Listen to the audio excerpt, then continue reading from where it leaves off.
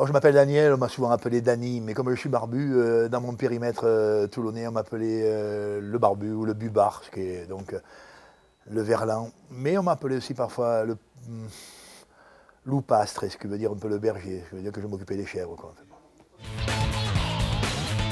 Ah ouais, le maillot, c'est toujours quelque chose pour lequel j'ai eu beaucoup d'affection et de tendresse. Celui qui portait les couleurs de ma cité, tu vois, le maillot de Toulon, est sans doute celui que j'ai eu le plus de bonheur à avoir sur mon corps, parce qu'il portait probablement un peu l'histoire de mes anciens, quoi. Oh, c'est très difficile dans la carrière sportive, hein. Là, nous sommes dans le champ sportif. Du rugbyman, il y a peu d'idolâtrie, il y a peu d'icônes. Mais j'ai toujours été très sensible à l'emblématique des grands courageux.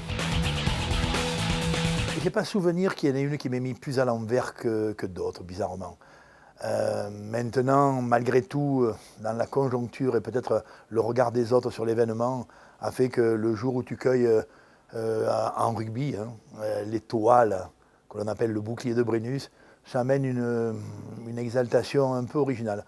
Au fin fond de mon cœur, non, j'ai peut-être même des mémoires de victoires de mes enfances, peut-être plus gouléantes. À chaque fois que la défaite a été ma défaite, c'est quelque chose qui m'a beaucoup blessé. Ouais. Tu vois, quand ça a été la victoire de l'autre, ça m'a peu offensé, de fait. Mais j'ai mémoire d'une ou deux défaites, notamment dans une finale du championnat. J'étais dans les limbes des années 80. L'équipe de Toulon que j'avais le privilège d'entraîner s'était inclinée en finale du championnat et j'avais la sensation que c'était un peu ma défaite, ouais. Dans le sens où je n'avais pas contribué à faire en sorte que tout le talent des hommes que je gérais gère mon meilleur niveau. Un objet, un symbole, un petit quelque chose qui donne à la fois confiance, peut-être même autorité ou tout au moins aisance face au monde, je pense que mon bandeau, il est de cette espèce-là. Mais je ne sais pas bien la définition du gris-gris, tu vois. Mais j'ai eu des choses dans ma poche tu vois, pour jouer des matchs. Je me souviens aussi, comme tout le monde, effectivement, d'avoir eu de l'affection pour le slip que tu gardes chaque fois que ton équipe gagne. Mais mon bandeau, qui est différent de mon slip, il fait partie des choses qui me permettent sans doute de me sentir le mieux comme ça en relation avec le monde. Je ne pourrais pas répondre à cette question-là. Celui avec qui, à un moment, tu sens que la transcendance est possible. L'aventure du jeu de rugby m'a souvent amené à considérer que c'était un ensemble de personnes qui généraient comme ça cette confiance et cette capacité à se dépasser.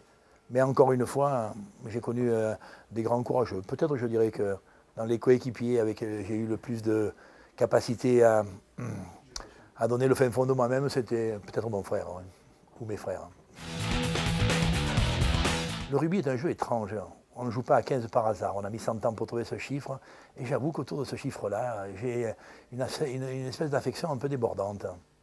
Le chiffre 15, il est unique. Tu vois, il n'est pas par hasard. Et si nous, gens de ce sport, on en fait l'entité référente, c'est sans doute que quand on est 15, le groupe est assez fort et que chacun à l'intérieur y a sa place. J'aurais de la difficulté à en formuler un majeur, quoi, tu vois. Je suis de l'espèce des carpe diem, moi, consomme le jour et chaque jour a sa beauté, quoi. Quand c'est enchaîné, j'ai pas de douleur, tu vois, de regret qui me laisserait penser que dans le trajet sportif, il y a des choses qui ont relevé de l'irréparable. Dans le champ sportif, je parle. Donc, très honnêtement, non, strictement aucun regret. Maintenant, quelques parfois amertumes, ou quelques même petites douleurs, quoi. Tu vois, d'avoir senti à un moment que des bonheurs pouvaient t'échapper. Mais chaque fois que tu les relativises, ces bonheurs, ils ne génèrent aucun regret. Carpe diem, consomme, collègue. Consomme le bonheur du jour. Toute autre hypothèse, y compris dans l'aventure sportive. Quel privilège aujourd'hui de pouvoir, tu vois, aller sur un stade, à plus forte raison, quand tu portes le maillot d'un lieu que tu aimes, mais ne parlons pas de celui de ta nation, quoi. Mais carpe diem est ma devise, plus qu'une ordinaire manière d'être au monde.